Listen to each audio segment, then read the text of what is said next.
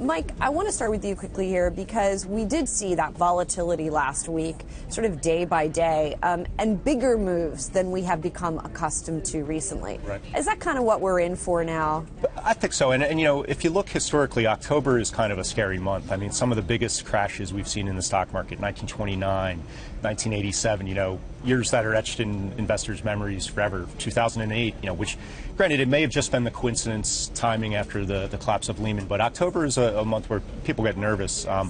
Jordan Kotick at RBC had a note out looking at it, and he said, look, you know, I would expect it to continue throughout October, but he called it a brush fire, not a forest fire, and basically pointing at the strong U.S. data. A lot of strategists are saying, you know, active fund managers are really trailing behind. Almost half of active fund managers trailing the S&P 500 this year. So there's some built-in expectation that they'll sort of chase a rally into the end of the year, which could prop things up too. So Gotcha. And then on the fixed income side, there's a big debate that's going on that, of course, also informs stock investing that has to do with the Fed. And we've got BlackRock and Goldman Sachs sort of battling out as to when they think the Fed is going to raise rates. Right. You've got Goldman Sachs saying you probably have more time to really kind of explore riskier debt and go invest in bonds and not worry about rates rising that quickly. And you've got BlackRock saying the Fed's going to hike rates sooner than you may think. And what is sooner exactly?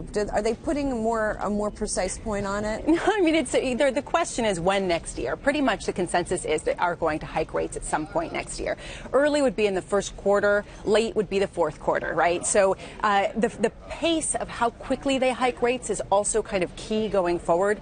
A quick pace of rate hikes could cause more of a shock to the system. But there is a lot of debate right now over when they're going to hike because fundamentally the Fed is looking at data right now to see economic data, to see how they can hike rates and cool the economy, or to sort of cool its heating economy while not cooling it too much. Right. And, you know, and then you also have a dynamic where the potential for a rate hike has actually caused the dollar to increase in value, which could potentially stymie growth in the U.S.